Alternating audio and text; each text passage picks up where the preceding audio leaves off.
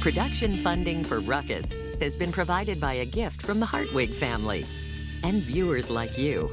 Thank you. Welcome to Ruckus, our weekly food for thought fight over the news of the day and the trends of the times.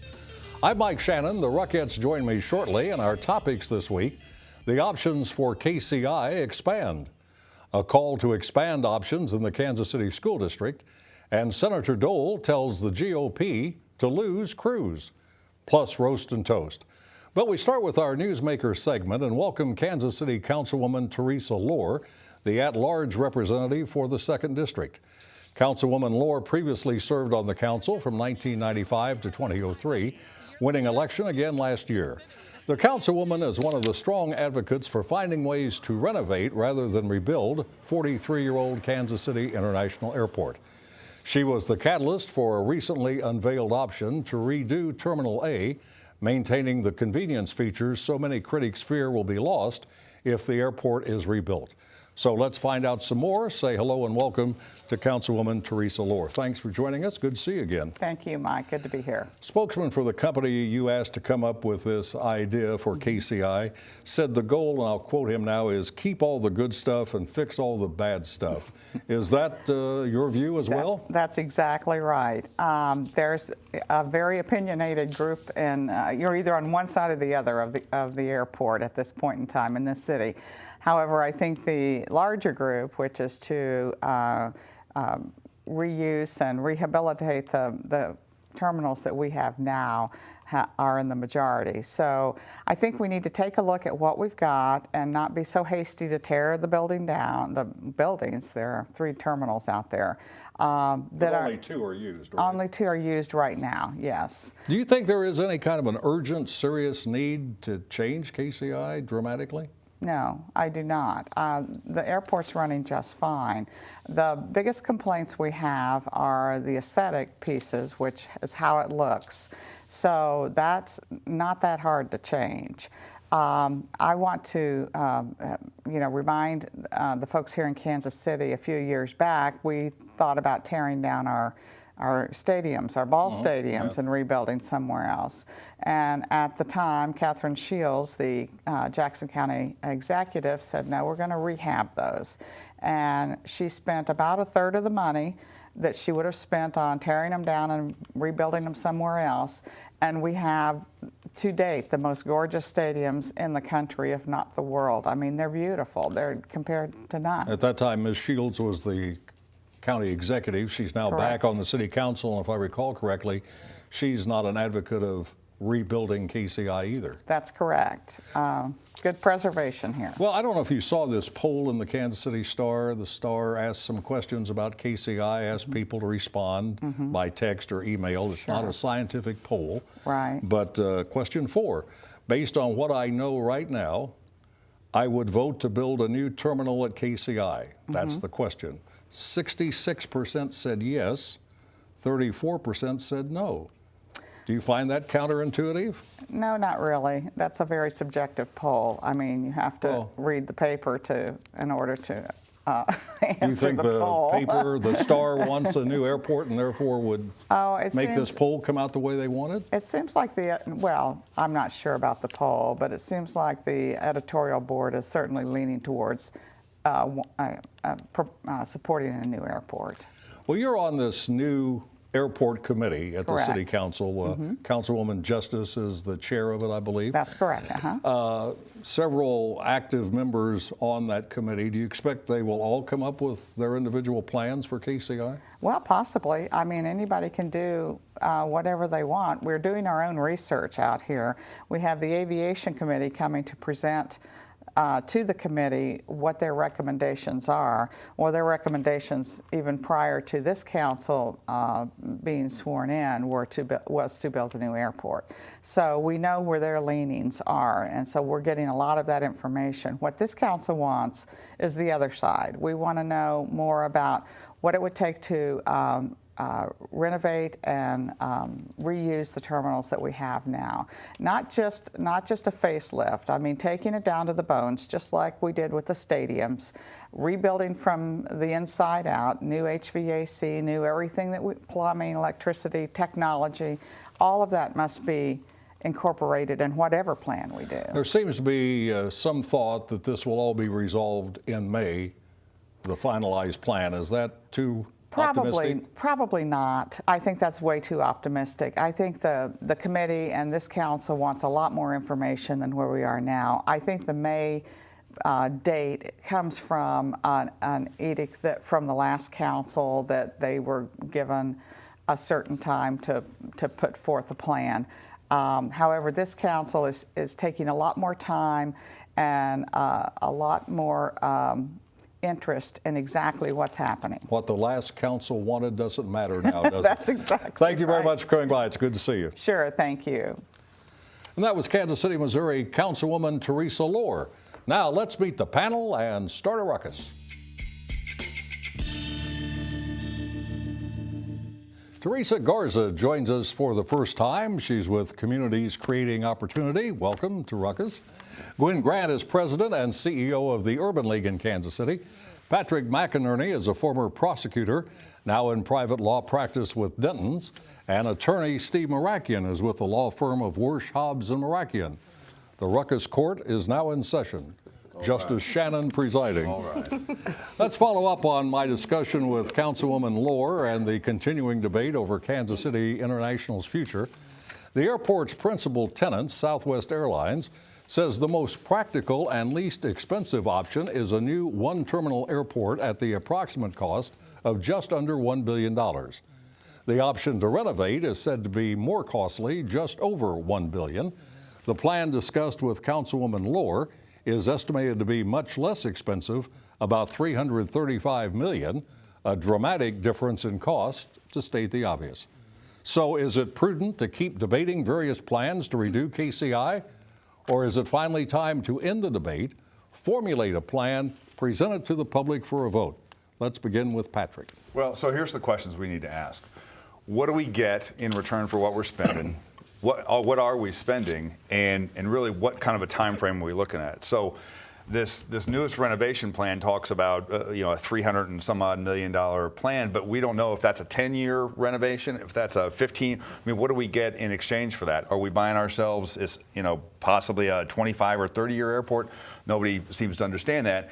And I think we have to think about this convenience versus new terminal debate too, because those two issues aren't mutually exclusive. What we always hear is, I love the convenience, so we can't have a new terminal. Well, we need to inject convenience into the conversation about a new terminal, just like we do renovation. So when we talk about what we get and what are the costs, or what the cost is, we need to think about that in terms of time, in terms of amenities, things that people expect at the airport. Right now we need to think about security, we need to think about shopping, we need to think about things like power at the airport. You can wander around that airport for hours looking for an outlet to charge your phone. I mean, in any other airport in the country, you have those everywhere. So those are some of the issues that I think need to be considered. Well, Steve, this latest proposal, the man who helped put that together said the goal was to keep the good stuff, fix the bad. Is that the appropriate goal? That's a good goal. And I think that that's a little simplistic, but where we are now is essentially, as Ms. Lohr said, we're essentially where we were with the Jackson County Sport Complex.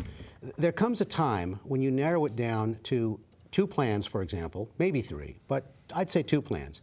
Either you study the current plan for the complete building of a new terminal, or this one that was put forward recently, vastly different in scope and cost, and you decide, as Patrick mentioned, you decide how much is it going to cost and how long. The reality is, however, in my view, if this second plan is viable, and that's something that our elected representatives are supposed to study and decide on, if it's viable, it's very similar in my mind to what happened at the Jackson County Sports Complex. I like our airport. There are many good things about it, and if you can do it for $300 million, recognizing there's going to be cost overruns, and that $300 million is going to go to $500 million, but the $1.1 billion is going to go to $1.5 billion. So if you can fix it and keep the good and take care of the bad and spend $500 million as opposed to $1.5 billion, it makes perfect sense to me. Teresa, aren't there strong political and civic interests that want a new airport? For Absolutely. KCI, they believe a new airport's vital to the image of the city and the city's future? Correct. That's absolutely correct. But then again, as has already been mentioned, when you're looking at it, you still need to look at the viability of it, the sustainability long term. Additionally, Kansas Cityans have already indicated that they want to preserve what they love. And so you have to take that into consideration as well, because there's opposing factors that are at play. And it's how do you maneuver through that and figure out the best plan for a new airport, and what does that look like? So, Gwen, do we have to renovate rather than rebuild? Well, I don't want to say we have to, but I'm surprised to say that I agree with Steve. Like starting out first the time on show, the show, the first thing out of my mouth is Drop I the mic agree and with leave. Steve. Yeah, I should drop the mic and leave. I'm out. But I really agree. I think that, I commend Councilwoman Lohr for bringing forth this other option, because it's an option that I think most Kansas Cityans can support, in spite of the STAR poll, because it is unscientific and it was a small sampling. Because when you talk to people about the opportunity to retain the conveniences of our airport while also expanding it, which this plan seems to do, expanding it to address all those issues that you talked about, Patrick. I mean, having the charging stations and the ability to get food, to shop, all those other options would be there for people who are coming in and having layovers. Because if you come into our airport from somewhere else and you have a layover, you're really pretty much like, So who are we building? It's not a good all right, option, but for who us, are we, it's great. Who are we building the airport for? The people who fly into Kansas It's City in and go Kansas out, City. It should or be the for Kansas Cityans? It should be for us, but other people, People who use it for don't live. everybody. Some people who use it don't live in but Kansas you know what City. we need to do?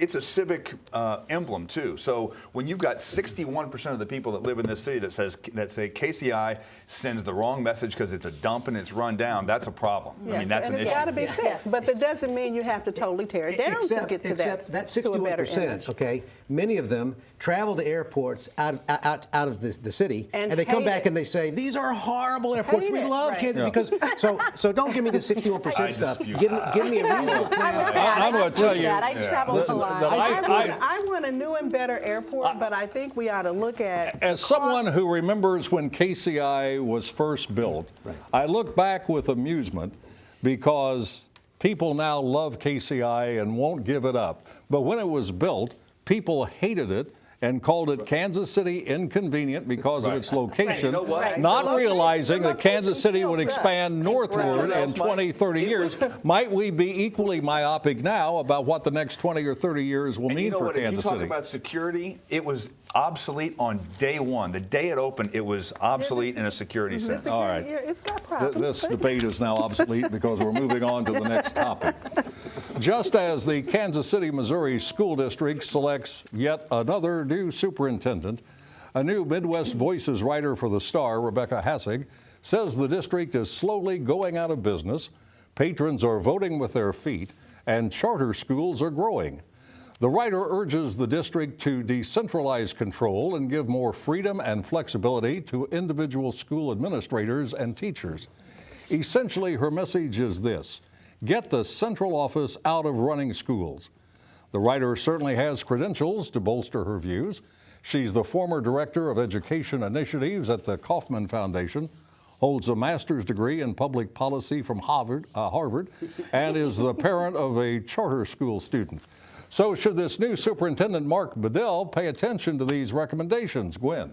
Well, I've long been a proponent of site-based leadership or site-based management for the Kansas City School District. Is that what she's talking about? That's pretty much what she's talking about. And for the most part, the previous superintendents have not embraced that philosophy as a part of their administration of the district.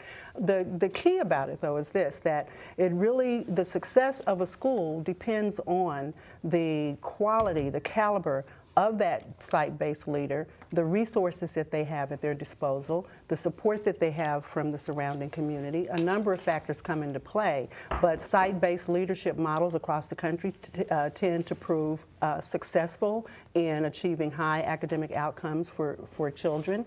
And when you decentralize that, you're better able to hold that site-based leader accountable, but you've got to give them the resources that they need to be successful. And I think that's where we fall short in our district. All right, Teresa, do you agree with that? This new superintendent should pay attention to what Ms. Hasek says. So I think that superintendents, principals, school administrators, they all have a role to play in this. And I think that they have the ability to help execute and plan the direction and the turnaround strategies for our school district. I think that by breaking down the policies, by breaking down administrative barriers, by easing the implementation of intensive school turnaround practices, then they can move forward on that. It takes a strong leader. And I think that at this point, if paying attention to the recommendations that Rebecca put forward helps move us in that capacity, then we should do so, especially because what we've been doing hasn't been working. Student enrollment dropped 50% in the last 10 years. From 27,000 in 2005 to 14,000 in 2015, 2 out of 3 students are not proficient in reading or math. Right. Can anyone save this district? Well, and charter school enrollment went through the roof. I mean, Yeah. so and that's there's a direct relation there. You know what? I'm gonna quote Gwen Grant because please. this thing. Oh, no. Good, that's good. So Patrick. everything rises and falls on one thing, and it's one word, 2 words: full accreditation. Right. Because nothing else matters after that. Full accreditation has to be the measure of the next superintendent, this school board, any kind of performance measure, any metric you want in this school district, it has to come down to full accreditation because the superintendent who achieves that will run the show. Right. It has taken months to pick this man. It will be months before he arrives. When Steve Green, the outgoing superintendent, was a guest on Ruckus, I said, is there no one in the Kansas City district who could take over and be superintendent? He said, oh, yes. There are several, but there's this tendency to go outside the district, Steve. Well, and I think that's regrettable, and I think it's a factor or a function of the enormous problems that we've had in the past 20 years or so, in that local people look at this and they don't want to be the next failed superintendent. And I think the people who are choosing the superintendent have this sort of pie in the sky kind of thing of if we bring somebody in from outside, they're going to be the savior of our district because nobody here knows what to do with it. The reality is, and I want to change seats and sit next to Gwen because for the first time we agree on 2 things in a row. Oh my goodness, my reputation is Someone ruined. who has the I'll vision, move. such as Gwen expressed, should be the superintendent. And as Patrick pointed out as well, full accreditation is the answer to to what's going on here. If you have full accreditation and you promote, as opposed to adamantly opposing the charter schools, which the district has done for years, okay? Even though they're growing, the district has opposed them for years and years. If you have a combination of charter schools and full accreditation, and if you go to one school district in Kansas City, as opposed to these piecemeal school districts, you can solve this problem. But I think you should try to find someone local who's vested, who lives here, who has lived here, and who will continue to live here to solve the problem. Note to producer, don't book Marakian and Grant on the same program. What happened to some diversity here? We work together. We're a duo. Well, if nothing else, the Kansas City School District proves that money is not the main solution to get students well educated and get accreditation achieved. Am I correct in making that assessment? Yeah, this district Yeah, does not you have a money you problem. gotta have Right. They do workable not. facilities and resources Right. at a But the- baseline level. Which this district has. This district has. But didn't have $2 billion, didn't have and for it a long spent time. $2 billion to make things better, and Well, if they're you want to still talk not. about the upfront price versus the back end price of not educating I want kids, to talk about we'll the have that Republican debate, too. Party. Right. GOP We can also go icon, into the debate about former charter U.S. schools and Senator. Yes. Right. Sorry to interrupt all of you. Can we back that up? I'll try to start again. Okay. GOP icon, former U.S. Senator and presidential candidate Bob Dole of Kansas tells his party to lose Cruz. Dole says Ted Cruz as the nominee would cause cataclysmic and wholesale losses for the GOP in this year's elections. Although Dole endorses Jeb Bush, he says he believes Donald Trump would be a better choice than Cruz. Meantime, the Bible of conservatism, the National Review, founded by the late William F. Buckley, repudiates Trump, saying he would trash the broad conservative ideological consensus within the GOP in favor of a free-floating populism with strongman overtones.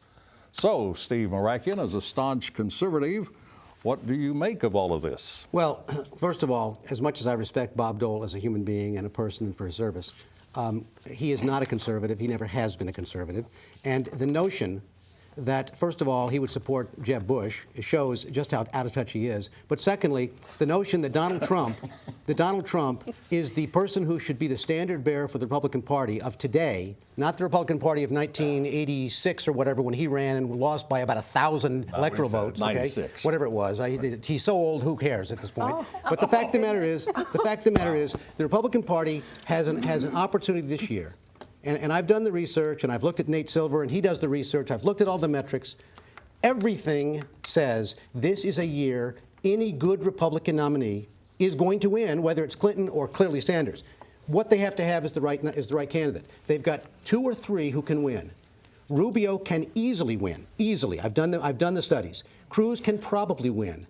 Kasich, Christie could possibly win. The one who cannot win, except if it's against Sanders, and he's not going to get the nomination. The only one who cannot win against Hillary right now, of the top 4, is Donald Trump. And the Republican Party establishment, because they hate Ted Cruz so much, they would rather see Donald Trump get the nomination, which is likely what's going to happen because they're all a bunch of idiots and buffoons. They're going to force him in on the Republican Party, and he is going to lose in a massive wave, and Hillary Clinton is going to be our next president for the next 8 years. That's what the Republican elite is doing to us. Strong letter to follow. Now I want to talk to the. Now I want to talk. Now I want to. Now I would like to talk to the Democrats on the panel, who are, as usual, in the majority. Who do Democrats hope Republicans nominate? Teresa? Donald Trump. Donald Trump. But, I mean, Right now, this is any of them, really, at this point, really, any of them. Anybody standing up right now. You don't care who the None of them. Republicans. I mean, none of them make you sweat. None of them make you worry. The will not only be Rubio. strong Republican that I think could possibly challenge Hillary Clinton would be Kasich, and they don't like him. Right. So everybody else, I mean, he doesn't Although have a chance. He's working in New Hampshire. He's making some But headroads. he's the only one. The rest yeah, he of them, absolutely is. bring them on. One at a time here, Patrick. Okay, let's talk for 2 seconds about this brilliant strategy that Donald Trump has rolled out. I mean, and as of taping right now, he's not in the debate. Right. Okay, that may change. I doubt it, but that may change because Fox isn't going to back down again with Megyn Kelly. But what he's done is he's controlled the entire conversation for the next 36 hours. It'll never be about the debate. Right. It'll always be about Donald Trump. Brilliant. And if you want to match viewer for viewer, the number of folks that watch the debate versus the number of folks that watch his event, he wins, hands down. No, that's not true. And that is brilliant because he has controlled this And that's conversation. the That's problem. what's the gonna problem. be in the Look, media. I respect everything that these folks say because they know about the Democratic Party. What they don't know, and seriously, I'm not being facetious, what you don't understand is the dynamic of what drives Republican voters. And I do know that. Which Republican and voters? what I'm Right. telling you is there's a group of Republican voters that we call essentially the base, and that's a diverse group.